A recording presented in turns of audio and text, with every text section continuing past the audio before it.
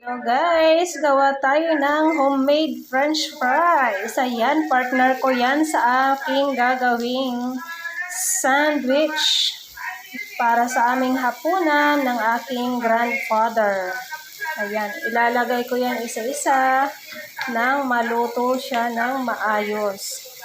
Ayan, kailangan hindi siya masyadong crowded para maganda yung pagkakaprito ng ating homemade french fries.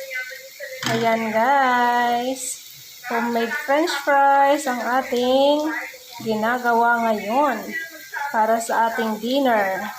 Ayan, mamaya ipapakita ko to sa inyo pag ito ay luto na at gagawa na tayo ng ating sandwich. Ito guys, at malapit nang maluto ang ating homemade french fries. Side dish ito sa ating gagawing sandwich for dinner tonight. Ayan, malapit na siyang maluto guys. Naka-low fire tayo para maluto siya ng maayos.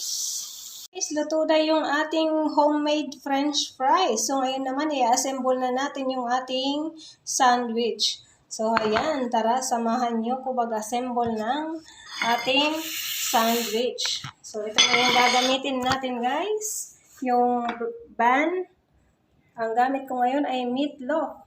Ayan, tomato, cucumber, mayonnaise, and chili sauce. So, let's assemble this one, guys. Samahan nyo kung mag-assemble. Kamay-kamay na to, guys. Malinis ang aking kamay, don't worry. So, first, we need to put mayonnaise. So, ayan, guys. Lalagyan na natin siya ng a good amount of mayonnaise. Ayan. Kabilaan ang paglagay natin ng mayonnaise, guys. Kailangan yummy ang ating sandwich. Ayan. After the mayonnaise, ilalagay naman na natin ang ating meatloaf. Ayan, guys, ang ating meatloaf. Yan, dahil kay grandfather yan. Yan lang ang ilalagay natin kasi ayaw niya ng madami. So, the next one is tomatoes. And tomatoes. And then, we will add the cucumber. Sliced cucumber, guys. So, tama na yan. Dalawa lang.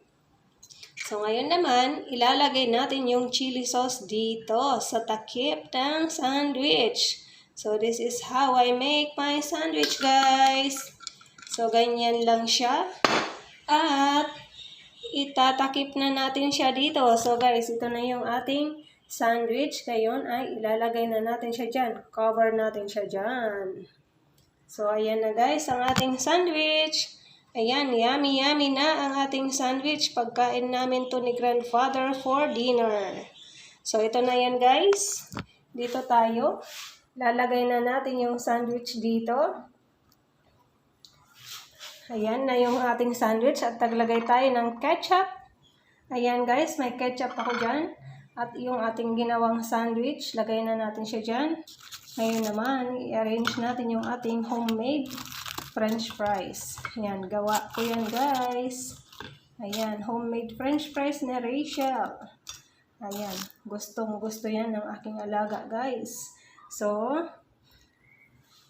ito na ang ating dinner for tonight. So, sandwich and french fries side dish guys. So, ganyan lang ang ating dinner for tonight. So, enjoy guys. Sana kayo ay gumawa din kayo ng inyong sandwich style.